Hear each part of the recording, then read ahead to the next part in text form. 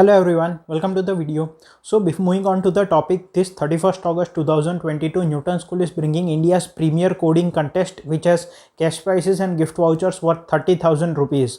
Also you will get free courses and much other things. The best part is there is no registration cost, it is absolutely free.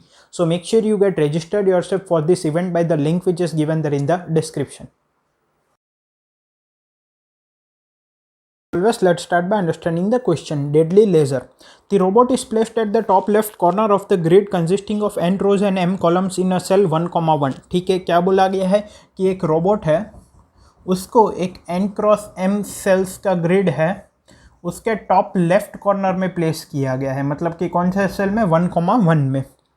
In one step it can move into a cell adjacent by a side to the current one. मतलब कि नीचे चार example दिए हैं x, y से x, y plus 1, x plus 1y, x, y minus 1 and x minus 1, y. तो robot can't move outside the grid. Basically क्या बोला गया है कि एक सेल से दूसरे चार एडजेसेंट सेल में एक स्टेप में मूव हो सकता है लेकिन बाहर नहीं जा सकता. ठीक है. The cell Sx, Sy contains a deadly laser. If the robot comes into some cell that has a distance less than or equal to d to the laser, it gets evaporated. The distance between two cells x1, y1 and x2, y2 is modulus x1 minus x2 plus modulus y1 minus y2. ठीक है. अब क्या बोला गया है कि robot current cell से चारों एडजेसेंट सेल में मूव हो सकता है, लेकिन डेडली लेजर जो है वो Sx और Sy सेल में प्रेजेंट है. ठीक है, ये इनपुट में दिया होगा. तो अगर robot at any point of time move करते करते less than equal to the distance from this laser आ जाता है तो वो इवापोरेट हो जाता है इस सेल से less than equal to the distance पे. दो सेल्स के बीच का डिस्टेंस कितना होगा? x1 minus x2 plus y1 minus y2, इन दोनों के एब्सोल्यूट वैल्यू का सम. तो इससे less than equal to the distance पे नहीं आना चाहिए.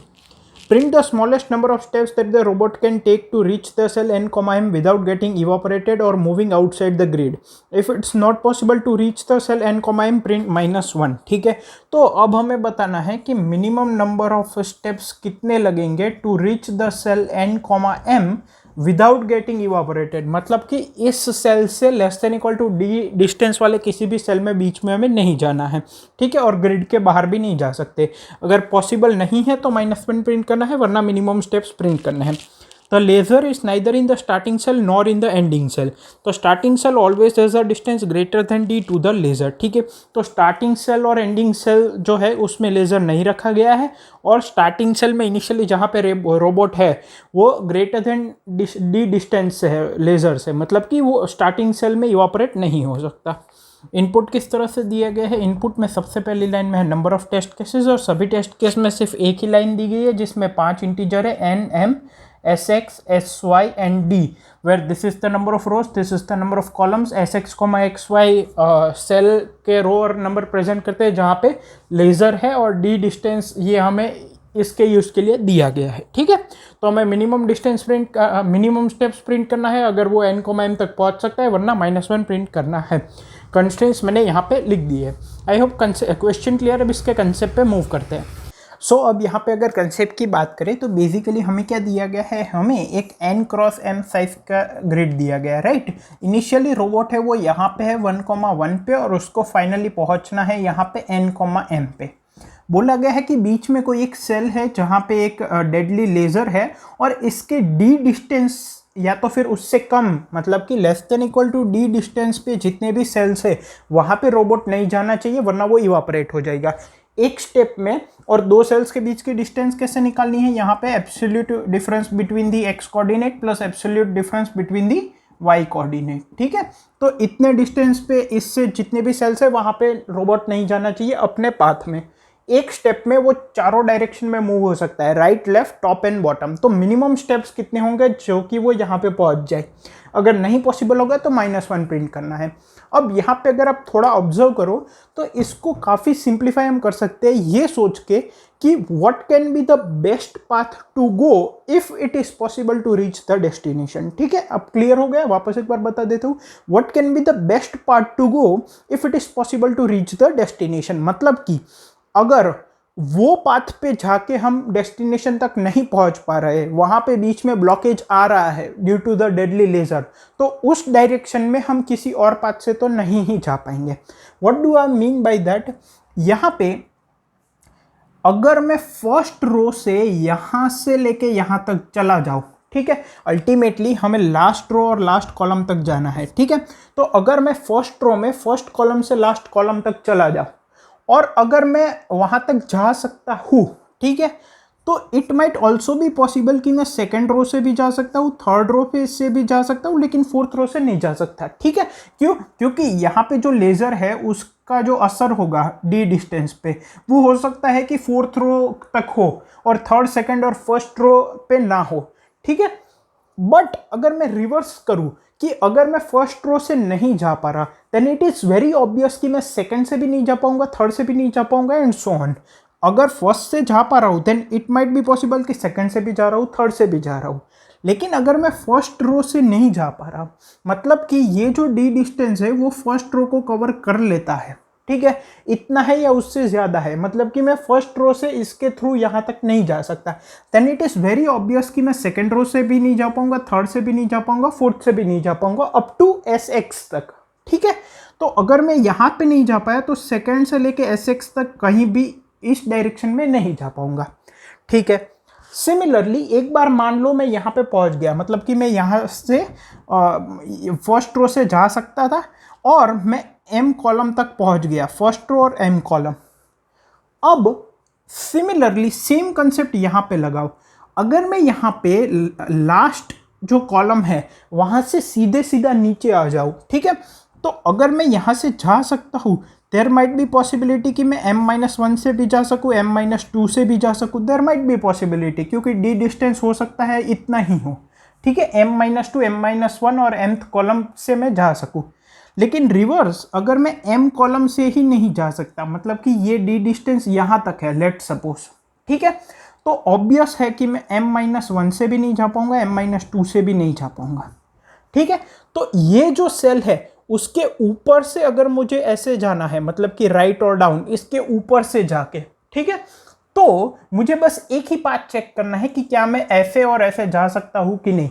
अगर जा सकता हूं वेल एंड गुड, अगर नहीं जा सकता तो यहां से लेके इसके ऊपर से कहीं भी जाना पॉसिबल नहीं होगा, मतलब कि ये वाला पार्ट जो है यहाँ से ऐसे आना वो पूरा मेरा खत्म हो जाएगा, इतना पोर्शन अब चेक करने की ज़रूरत नहीं है, ठीक है।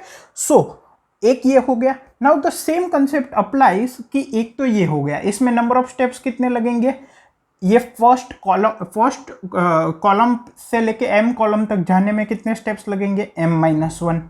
फर्स्ट रो से nth रो जाने में कितने लगेंगे, N-1। So number of steps would be N + M-2, which is also the minimum number of steps irrespective अगर डेडली लेजर नहीं भी प्रेजेंट है तो, ठीक है। अब बात करते हैं सिमिलरली, अब इतना पोर्शन तो हमने चेक कर लिया, अब रिमेनिंग पोर्शन के लिए हमें ये जो सेल है उसके नीचे से ऐसे जाना है।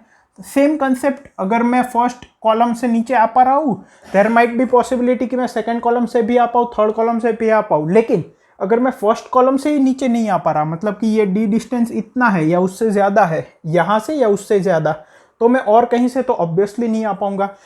सिमिलरली यहाँ से लेके यहाँ तक का कंसेप्ट, ठीक है। तो अब मुझे क्या चेक करना है कि एट द सेम टाइम अगर मैं यहाँ से यहाँ भी जा पा रहा हूँ और यहाँ से यहाँ भी जा पा रहा हूँ, तो आंसर यस प्रिंट करना है N + M-2, और एट द सेम टाइम मैं यहाँ से यहाँ पे भी जा रहा हूँ और यहाँ से यहाँ पे भी जा रहा हूँ, देन ऑल्सो N + M-2।